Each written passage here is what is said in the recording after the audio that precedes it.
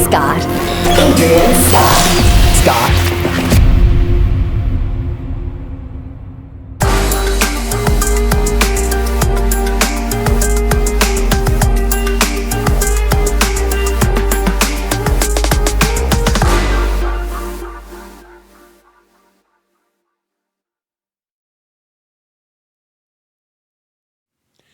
Greetings and shalom. This is Adrian Scott, and you are on Truth and Testimony, the broadcast.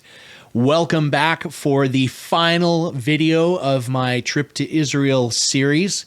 And this video, we're going to begin with an image from October 6th, but there's a reason for that.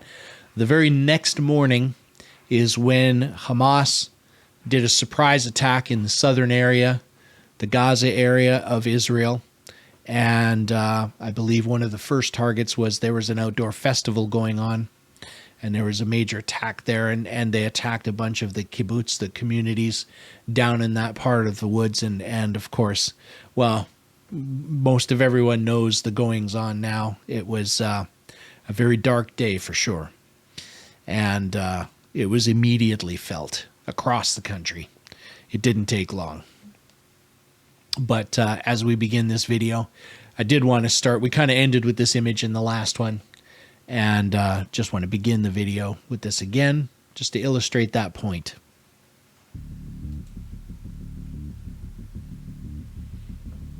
And you'll note that over the last couple of videos, I made it a point to include dates, because just to put some time frame on when all of this was going on. So this was the morning of October 7th. We had gone to Old City. And at Old City, we heard the first round of the air raid sirens, and we really had no idea what was going on at this point. After that, we kind of figured out what was happening, and it's like, well, maybe we should make our way back to our Airbnb just in case. And so we're heading back, and we're just outside. In fact, just to the right off this shot is the Jaffa Gate of Old City. So we're starting to make our way back, and when the siren goes off, you're kind of hunkering down. We're now not even 5 minutes further up the street, and here's another round. And again, we're kind of seeking shelter against the side of the building. That was close. You could hear that boom. That was the Iron Dome taking out some of these rockets midair.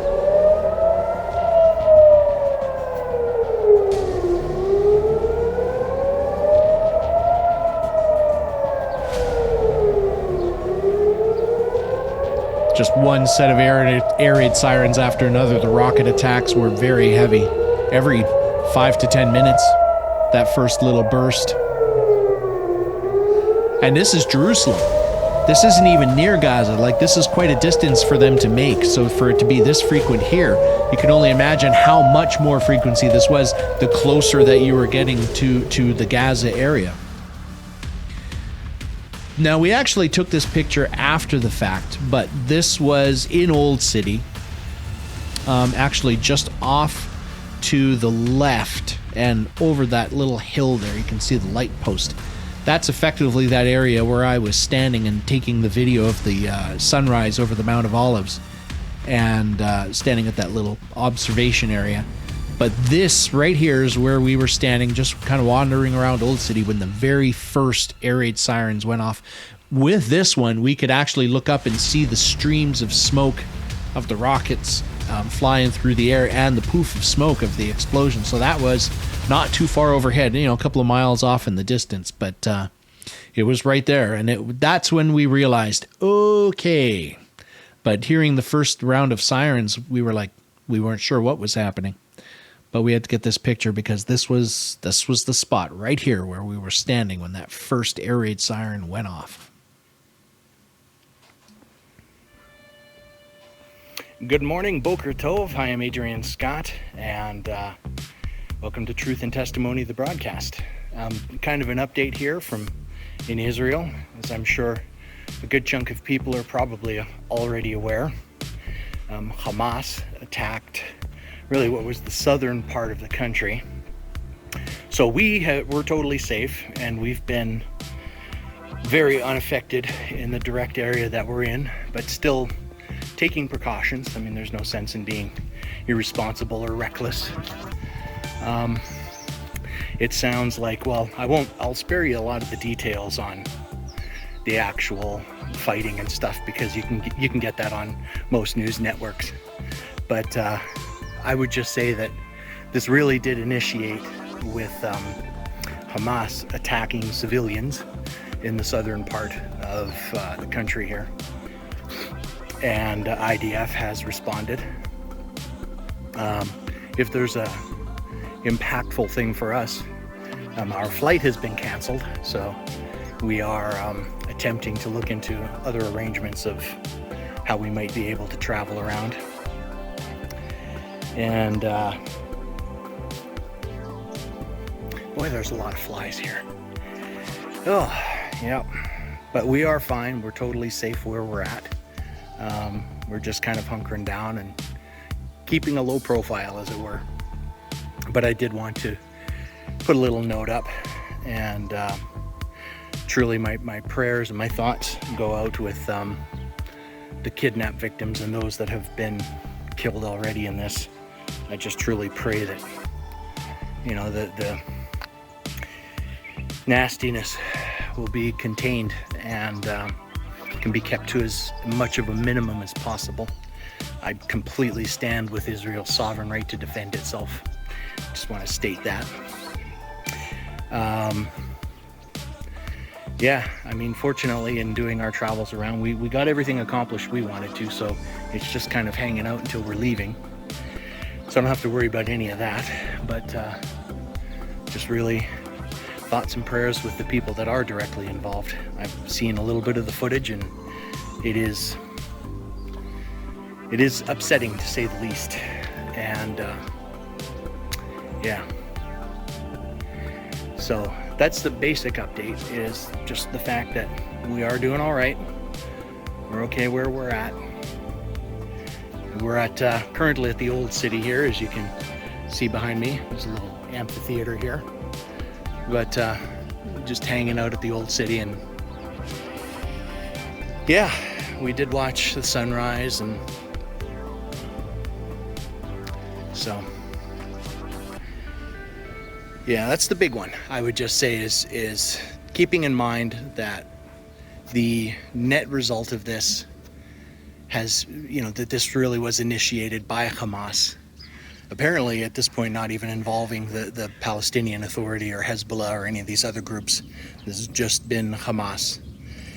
But the chances of them completely working alone are pretty slim. So there's going to be some involvement somewhere down the lines, but I'm sure that'll play out in the investigations that are yet to come.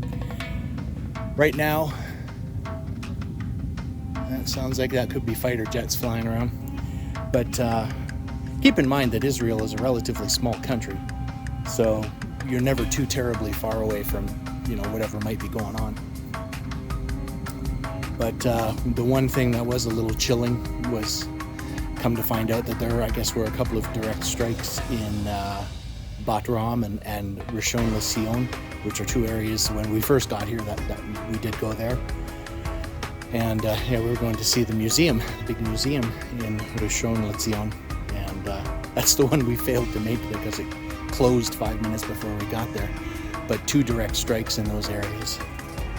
So again, our thoughts go out to everyone there.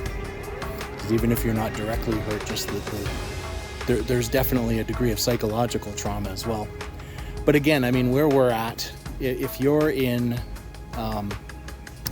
you know, really the center of Israeli-controlled territory, you know, there's not much going on. It would be difficult for something to occur. We did hear of one small altercation, I guess, that did occur up to around the West Bank.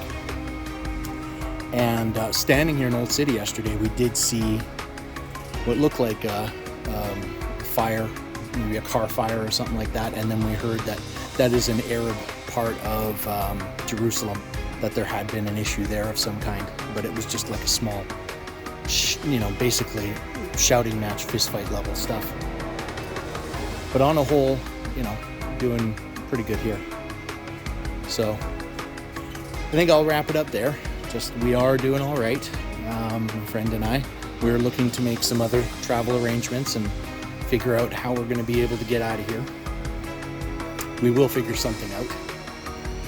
But where we're at the moment, it's about as safe as you could be. So I'm definitely more concerned about the people that are not in safe areas, because this is big and it is bad. And yeah, there's probably going to be more to this before it all wraps up. The last we heard is the areas that were affected are under Israeli control, but they're still kind of doing cleanup, just going house to house, making sure things are clear. Hopefully there's no events with that and they can get through that safely. So I think I'll wrap it up there. What I will do here is see if I can get up to what's become one of our favorite little spots here at the Old City. And if you're seeing this after the fact, you'll probably recognize this in the videos that I was taking of coming to the Old City to get the sunrise coming up over the Mount of Olives. Well, I'm shooting into the sun here, but we try and take a look. There it is. If you hear me out of breath, this is the hilliest, steeriest place I have ever been. And I may not be in good shape when I leave here, but I'm going to be in better shape than when I got here. So on that note, I will bid you adieu. Shalom, blessings to you, and I hope you all have a great day. Bye for now, from the Old City in Jerusalem.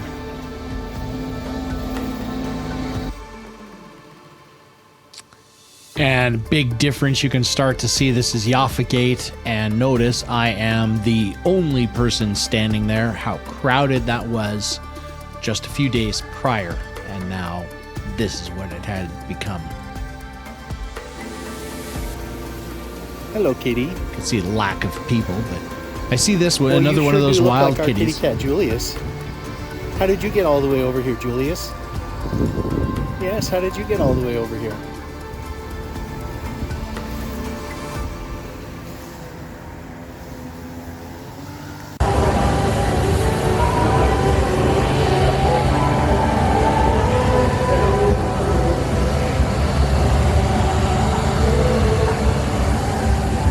So this was that area again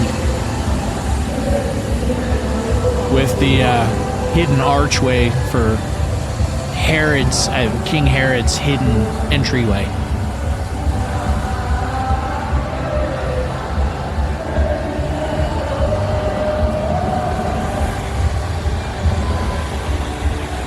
This part of, I should say, this video clip is out of sequence because this was taken earlier. This was taken prior to October 7th.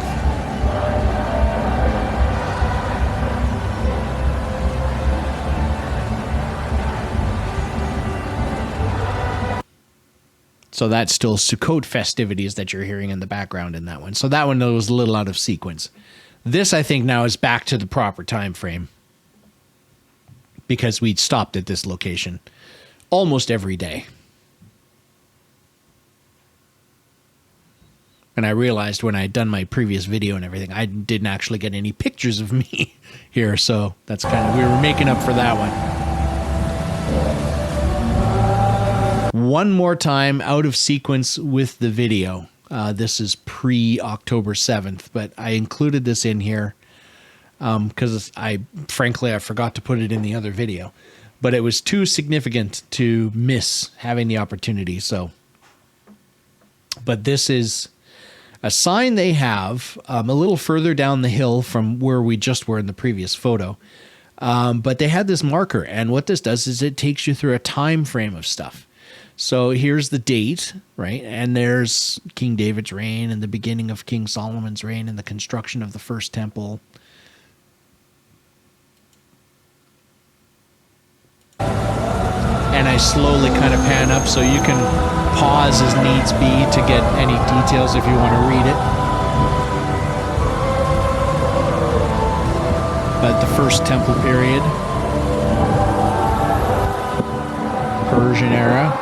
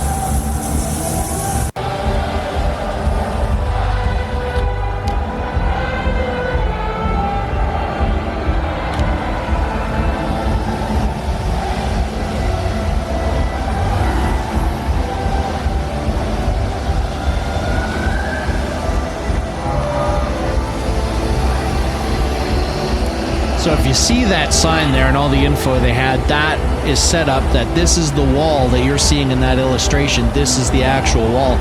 So you can see the different time frames, color-coded, First Temple period, Ottoman period, so on and so forth, Byzantine, all of those different elements. To the right of that bush, below that tree, that area would be what they consider First Temple period. Now this was another super interesting one. Just a little bit further down the hill from that previous thing, I found this. And this is going back to the First Temple period. So again, you can pause and kind of read the details on there. Kept thinking I was in New York. Just constant car horns. Definitely a thing in that culture. Just car horns all the time, every day.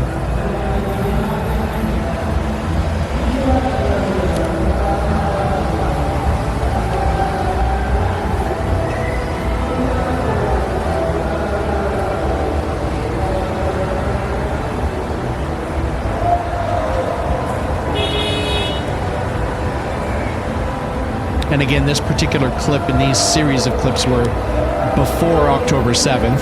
I'd taken it earlier, so they're a little out of sequence being in this video. But these are all spots that we spent some time at even after October 7th.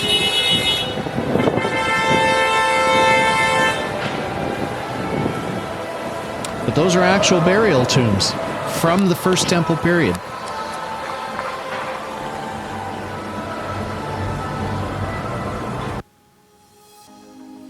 Now, we'd gone for a walk outside of Old City and that big, large park that we went to.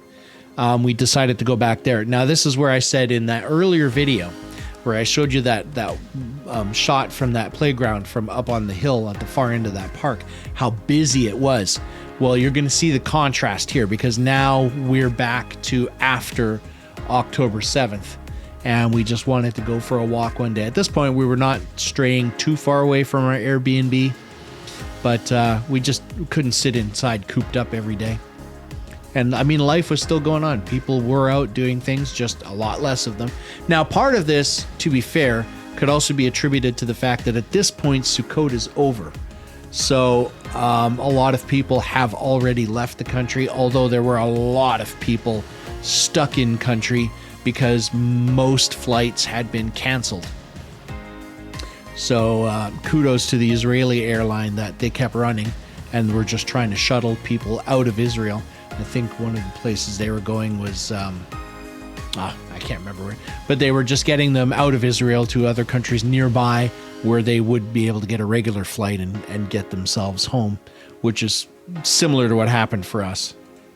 But yeah, so we just went to that park. We found that. Here is that playground that was so crowded in the earlier photos. Now there's still a couple of parents. There was, 2-3 kids wandering around, but wow, can you see the difference?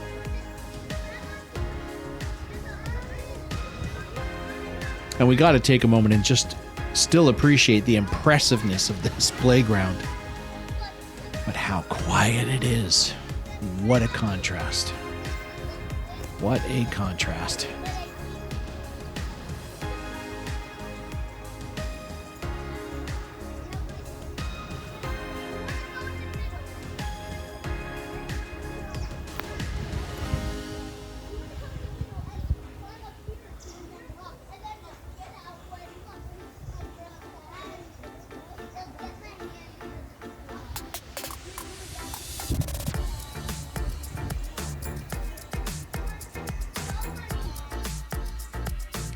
Looking from the center of park out, you can see how you have like this city skyline, all these big apartment buildings and stuff right there on the edge of the park.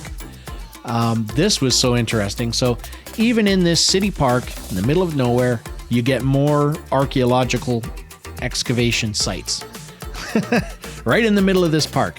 And that looks like an old wheat mill or some kind, like a stone mill for grinding stuff.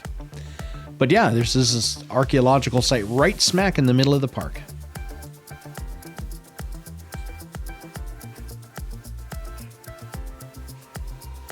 And that apparently is some kind of monastery or a church or something.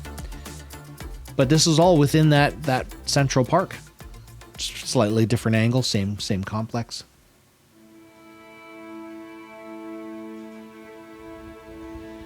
And this is part of a trail system that's in there.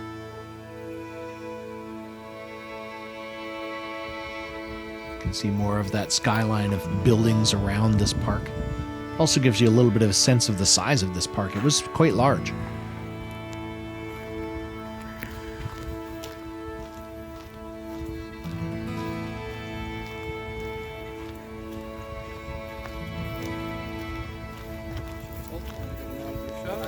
Well, that doesn't matter. Just awkwardly standing there in the middle of the pathway. I'm not here alone. No, this is my mother and I. We would love finding these walking trails, and this is something she would really enjoy.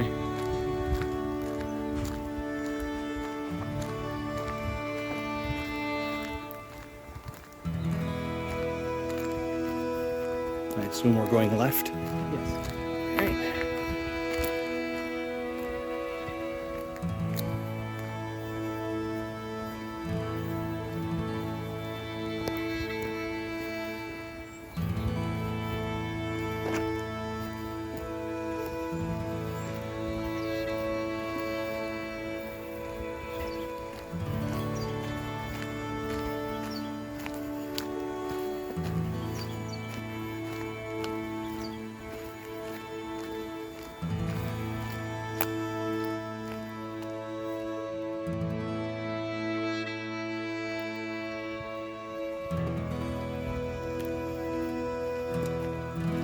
Still at the park, taking a walk through the nature trail here. Really, I did kind of shoot this for my mother. Definitely had her in mind. I'm her. That's the exit. Ah, okay.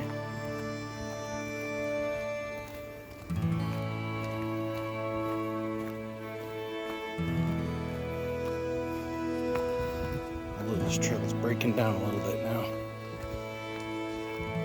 They got stairs. Thanks, buddy. Knew I could count on you.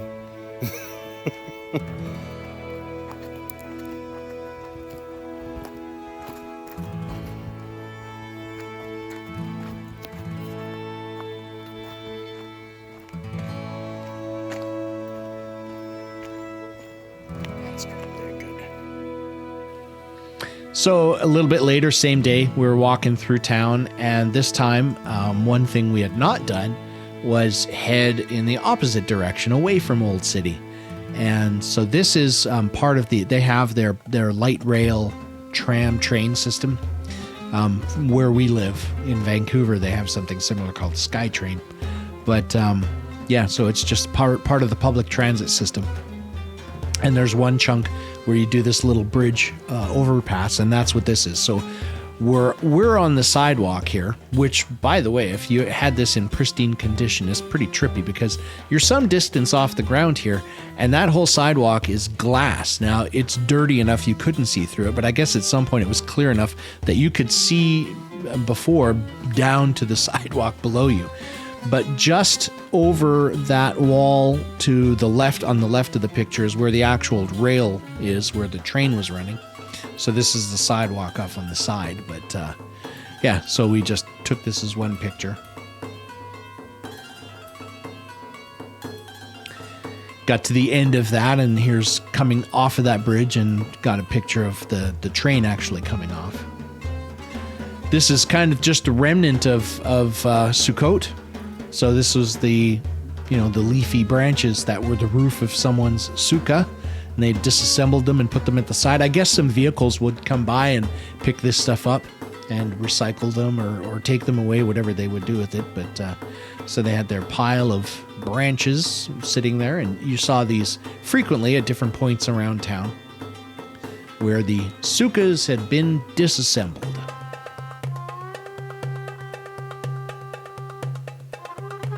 Continuing down that same street, more right in town. There's the rail system, cars and stuff also running there. And here we were later that day. Again, You see anything? more sirens going off. Overcast, it's very hard. This was our last day in Jerusalem. I'm not sure if we were leaving this day or if it was the next morning.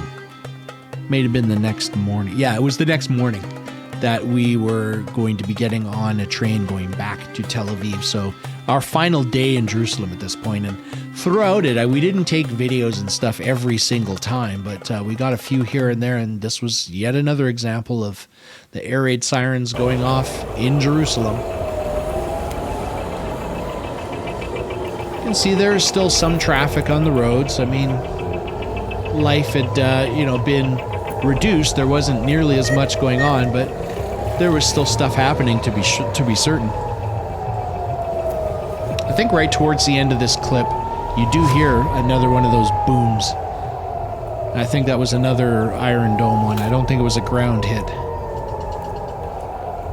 But I could be wrong. Either way, I do think you can hear it at the end of this clip.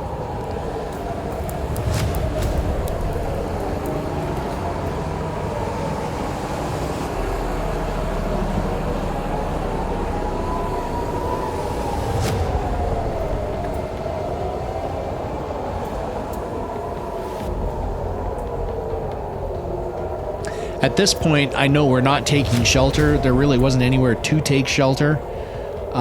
So we were just trying to make it down. At the bottom of this hill is where that park is, and there were some shelter locations there. And that's what we were just trying to get to that. There's boom.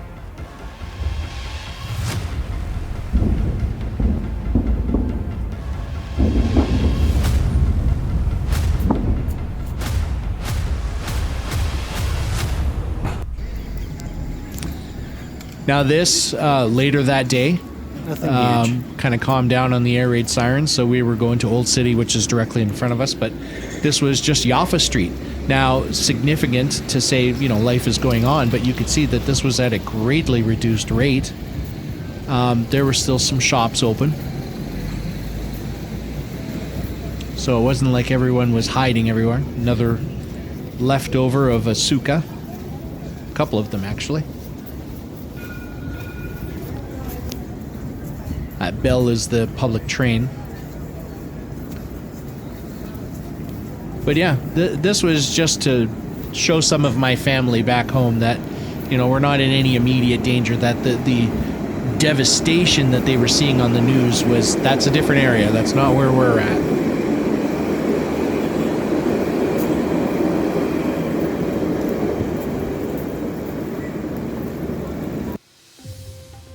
And this is taking the train. We're now getting on the train and making our way back to Tel Aviv for the tail end of this. So this is October 10th. Now, this is the day we would have been leaving, but now we had to delay our things because our flight had been canceled and everything. So we went back to Tel Aviv because the access to the airport is a little easier from here, and it put us closer to that. But also it's like, well, if we're going to be stuck here, we're past our regular time frame of what we'd planned. We'd seen everything we wanted to see in Jerusalem. So my friend there, he wanted to go spend another day or two on the beach. So there we are. Be closer to the airport for when we were leaving, and since we're closer to the airport, let's go spend some time at the beach.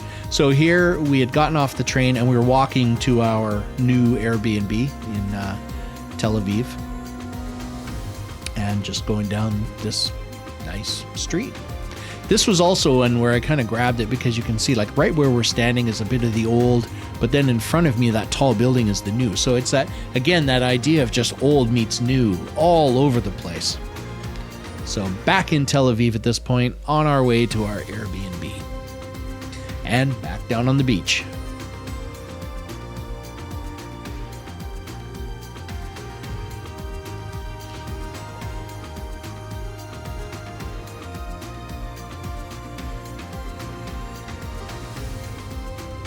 This is all post-Hamas attack. That beach is pretty empty, but there's still people there.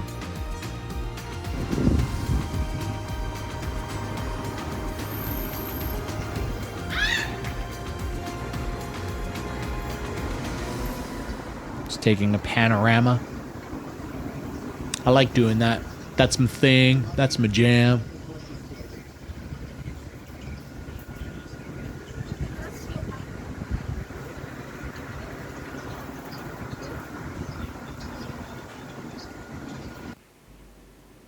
Yeah, I'm out here on this glorious sunny day on the beach. Oh, wait, never mind. That's just wallpaper.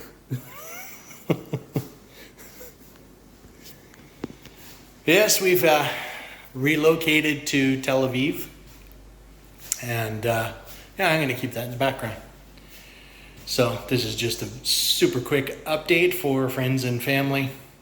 We're here. We're safe. Train ride was absolutely fine. Probably the most interesting thing is it seems like from here we're actually able to hear the IDF bombing Gaza, because we could hear explosions way off in the distance, but we could hear them, and there were no sirens, so I have to assume that was our own fire. But there was one round of sirens. We did get, we saw a explosion in the sky, so looks like Iron Dome did its thing. But yeah, we're here. We've repositioned. We're just here. Basically, part of the idea was to just get a little closer to the airport. But that's all, frankly. This is also my buddy that I'm here with. He wanted access to the beach. There it is. Yeah, he wanted access to the beach, but it does put us closer to the airport. And actually, it's a bit cheaper than the room we were staying in. So we have relocated, and here we are. Yep. I am not entirely sure how good this is going to come through, but I'm going to give it a shot here. So this is the three-pronged light here. First round, it's backlit up there. The second round, it's this blue light in the middle. And the third round is the Art Deco light in the middle. And of course, with all three going, quite the show. That's interesting, the flickering effect. Okay.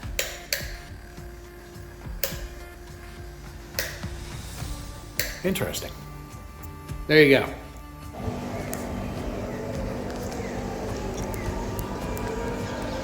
Another air raid siren. This was probably, in terms of explosions and stuff, this was probably the biggest scare that we had.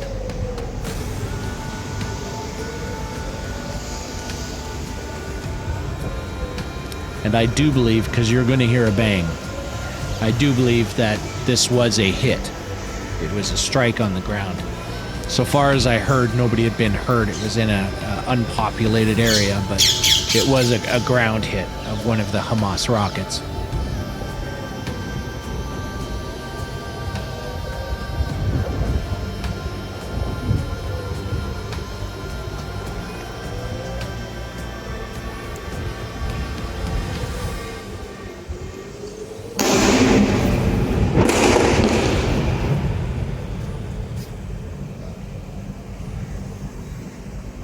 Yeah, it was probably the closest thing we had to a scare with that one.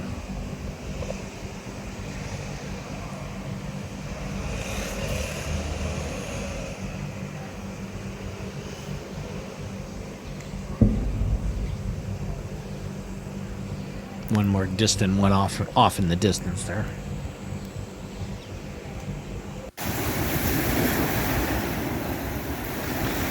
The next morning, pre-sunrise,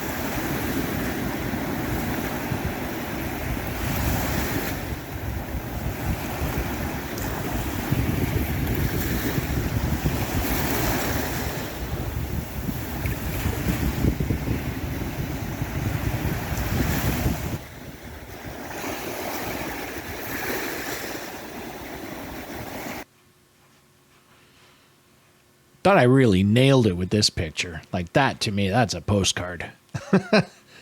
But I wanted to try get it a couple of different points of the day. So there was in the dark, sun starting to come up. And then the sun is up.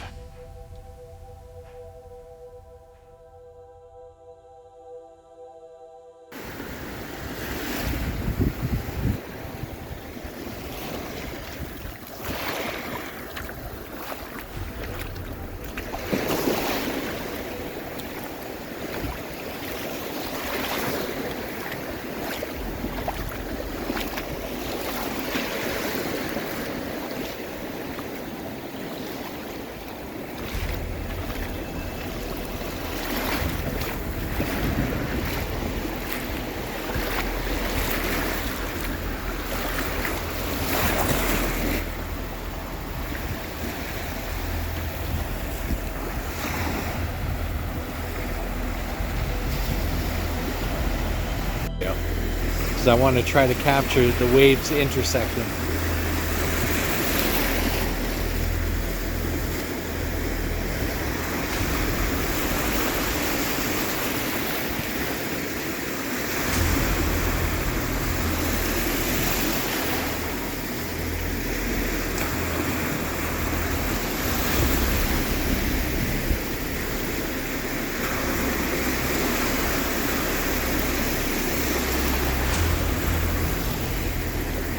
Yeah, okay, there's a good one.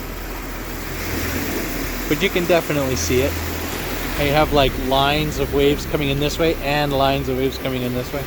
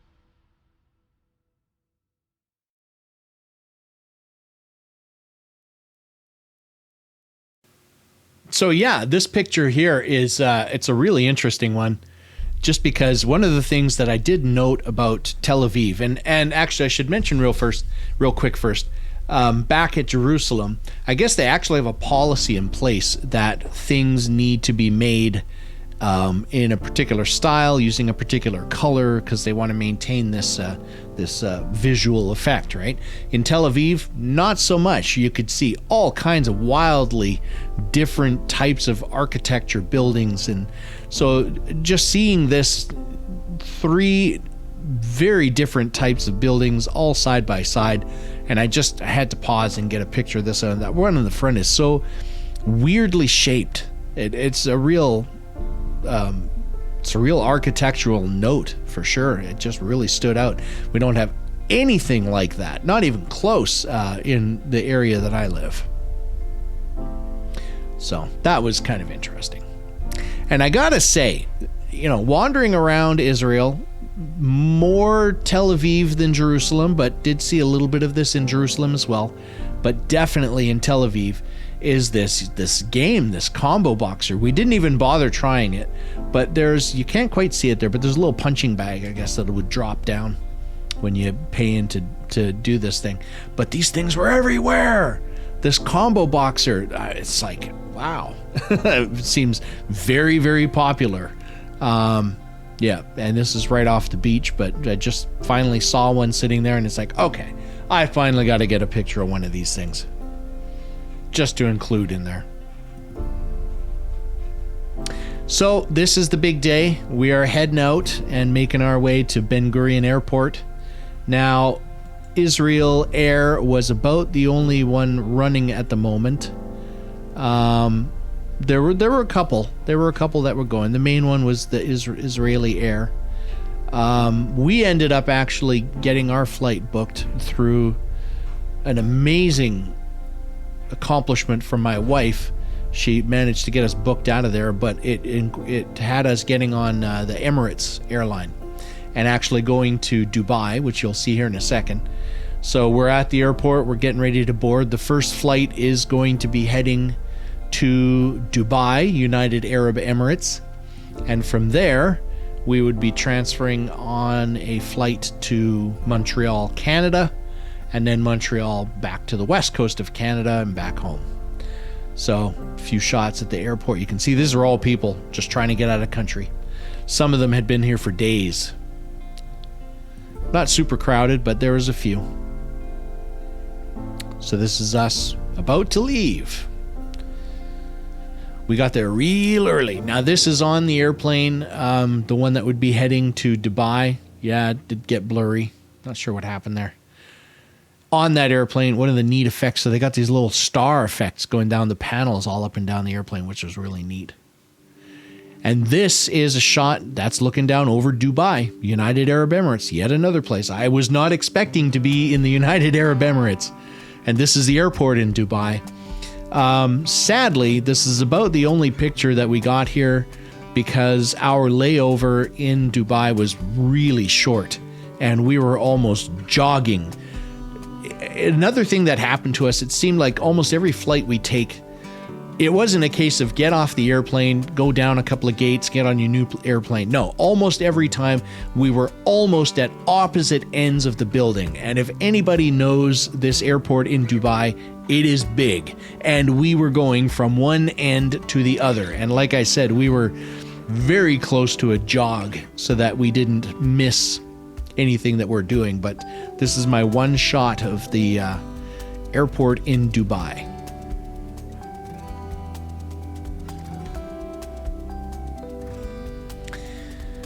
One of the super cool things is in getting to Dubai, we went to get through the security clearance and everything to get on our second plane. This was going to be the big flight, 13 hours in the air, going to Montreal, Canada.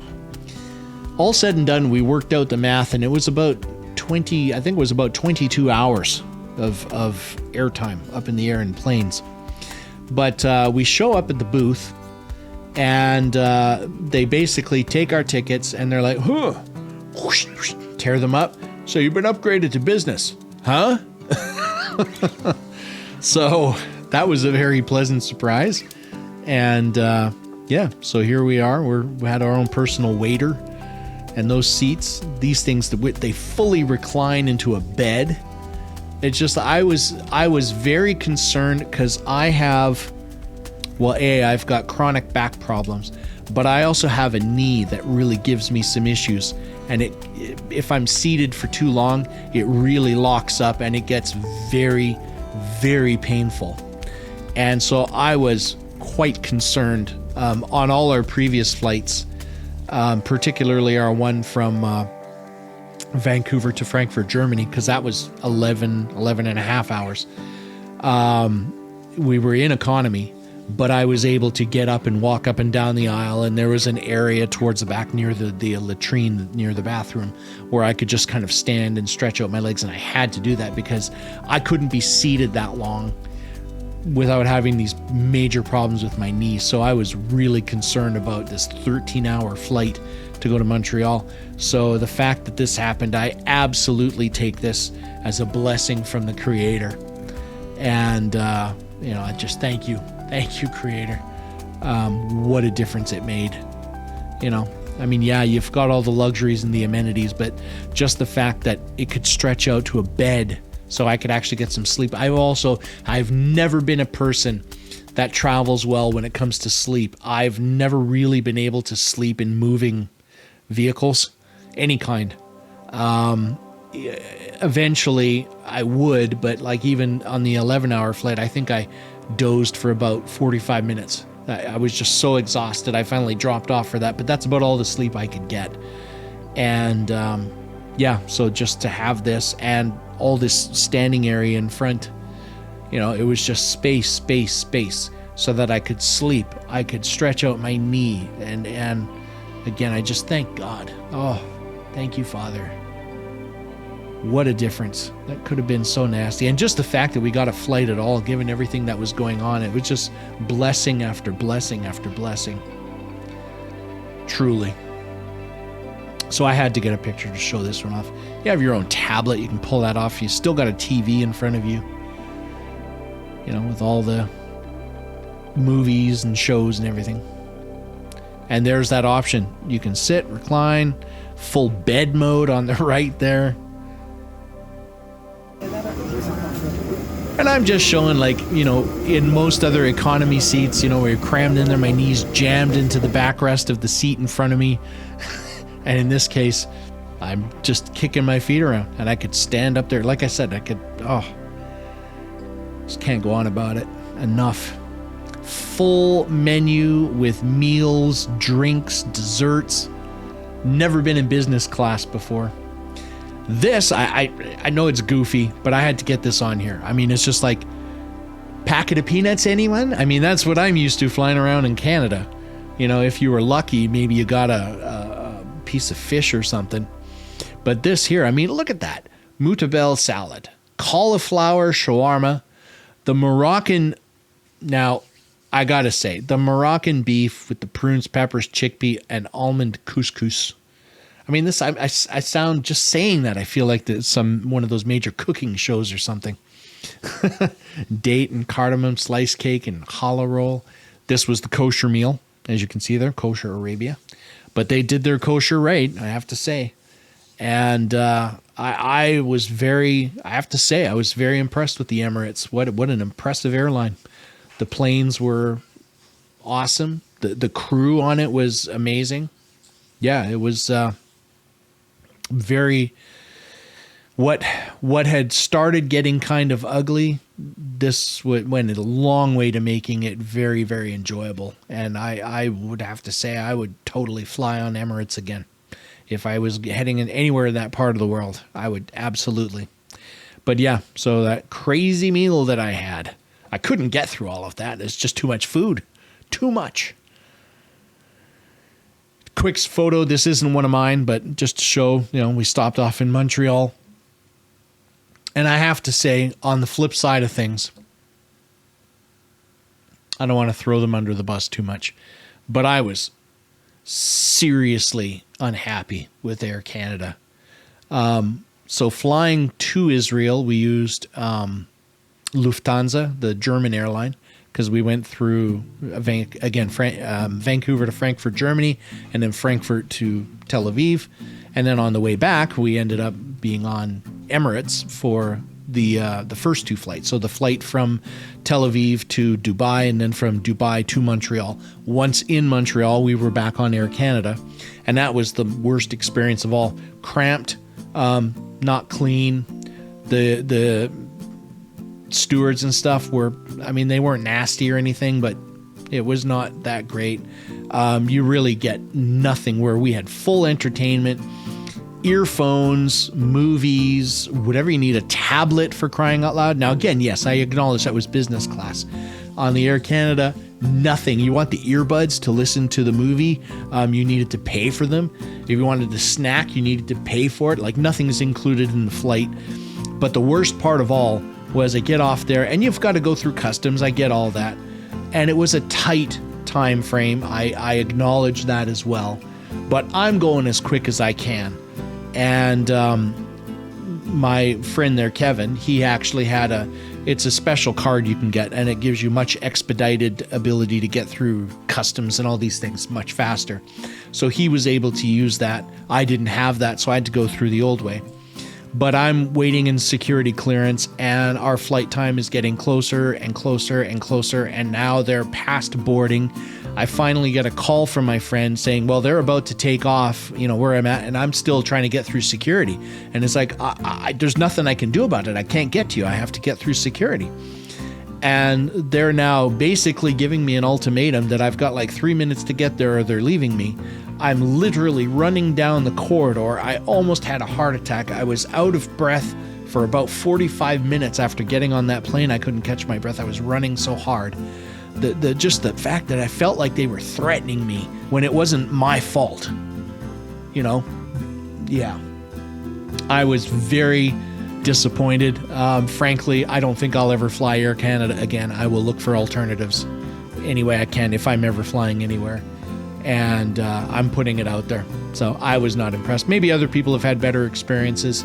Could be, I'm sure it's not all bad, but my experience was awful. Hands down, bar none, the worst part of any flight or any part of the travel that we had was that flight on Air Canada. I'm just throwing it out there. So there, I've complained. We'll get it out of my system. Now, at this point, we get back and we're starting to drive home. Well, actually, we had a friend pick us up at the airport in Vancouver.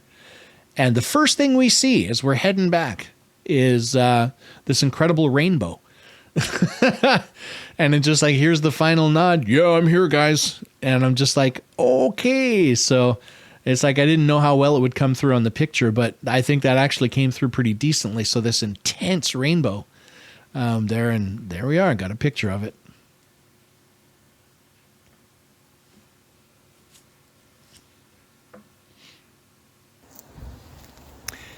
Greetings and shalom. This is Adrian Scott, and welcome to Truth and Testimony, the broadcast.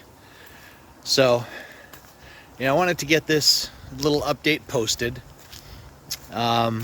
We did make it back to Canada, so we're safely back at home. I'm currently at my friend's place there, but I'll be heading back to my house a little later today. Just having got here, we worked it out to be right in the area of about 22 hours on airplanes through how many time zones I'm not even sure, but yeah, so obviously you have that whole jet lag thing. You hear about it. Well, this is the first time I'm actually experiencing it. But we are home. I'll be making my way back to my house a little later. And I wanted to just post a little update talking about our trip, and also, some of what's been happening, obviously, where we just came from in Israel. And yeah, it's a pretty dark time right now. And I would say that both for Israel and for some of the civilians in the Gaza Strip. I would really pray, and I ask everyone else just to keep your prayers and well wishes out for all of the civilians that are caught up in this. I do have to say, and I will keep this to just saying that this is my opinion. that, well, what is, I think, pretty clearly can be stated as a fact is that, traffic, that this organization is a terrorist organization. There's nothing military about this. They may wear the clothing, but that's what this is, and it's been identified by any number of countries, including the EU, I believe. So to start with that, and I would just say that none of this devastation, none of this suffering would be happening right now had they not attacked initially, because they did initiate the attack. Israel is responding. But none of this would be happening if they hadn't launched this surprise attack and targeted civilians, men, women, children, the elderly, the disabled. They're not discriminating. Above and beyond that, this could end right now. The IDF, the Israeli army, have basically said, and I believe them, that if Hamas were right now to unconditionally surrender and turn over whatever terrorists that they, or not terrorists, whatever hostages that they have, that this suffering would stop. The devastation would stop.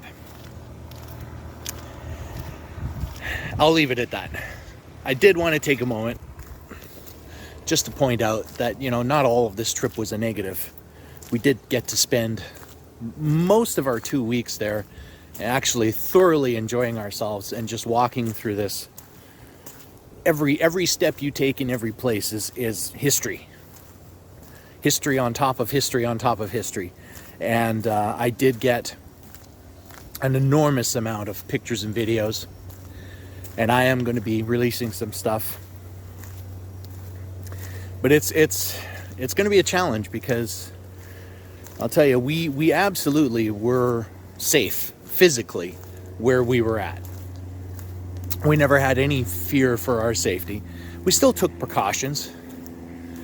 But that's not one thing we were worried about. We were always more concerned about what was happening to the people in those affected areas. But despite the fact that we were in a pretty good location, it's still something, when I've seen some of the images and some of the videos and stuff, which, I kind of wish I didn't see, but at the same time, I think it has to be out there. They're already in their PR mode, denying that any of this brutality has happened.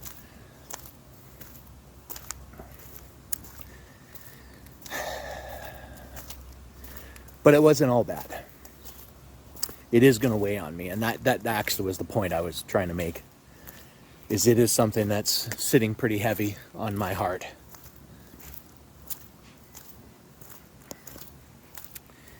I hope it can resolve sooner rather than later. But videos will be coming. I'll probably have the other occasional update here or there. I'm looking forward to probably a pretty emotional reunion with my wife. I know she's been a worried wreck.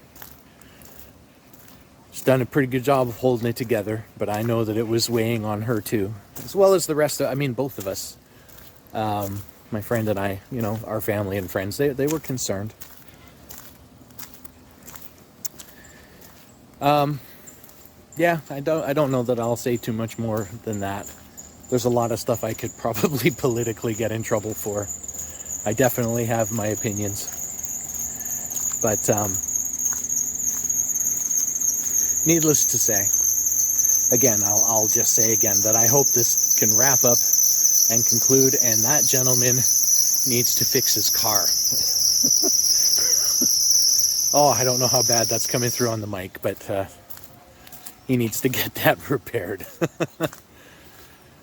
On that note, I am here in Abbotsford, British Columbia, Canada. Again, just getting ready to head back to my home on the island, but I will have more stuff coming, and it's going to take me a while to, I have got a lot of pictures and videos. It's going to take me a while to edit through stuff and put it together in some semblance of structure. And there might be a couple of little surprises in there too.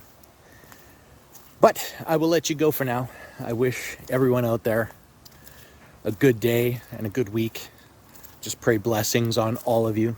I would ask, please, that you just keep both the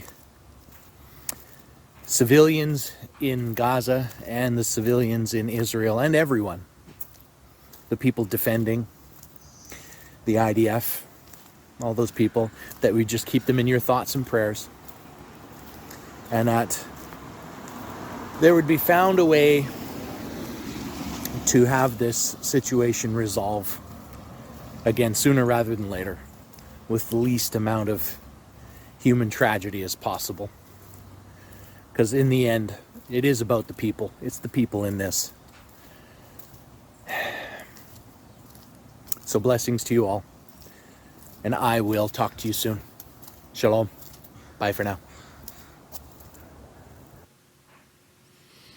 And here I am back on the ferry, my final bit of the trip home. The final leg. Yep.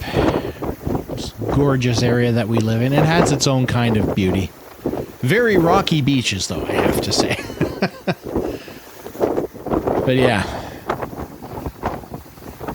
Very excited to make it home at this point and see my wife.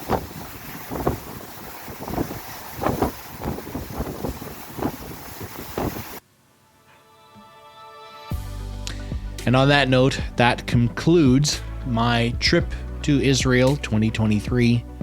And I just hope that you found it all entertaining, informative, useful in some way. I would ask that if you can, give the video a like, share it with others. And if you have not done so yet, subscribe and hit the notification bell when you do so that once these are done and up and running and everything, you know, the regular routine of videos will become more frequent. I knew this was going to take a lot of time and effort to put these together, and it did. It took longer than I expected, but mostly that was because of all the renovations I suddenly had to do to my recording space. That didn't help. But yeah, so there's the series. I like I said, I hope it was a blessing to you and that you got something out of it. You enjoyed it, found it informative. And I look forward to seeing you all in the next video. I do wish blessings to you all in the name of Yeshua HaMashiach, Jesus our Savior. And I will say until the next video, shalom and bye for now. You've been watching Truth and Testimony, the broadcast. If you have a comment, please leave it on the bottom of this video or email us at truthandtestimonyemail@gmail.com. Again, thank you for joining us, and we'll see you next time. Truth and Testimony, the broadcast, is not affiliated with Truth and Testimony magazine.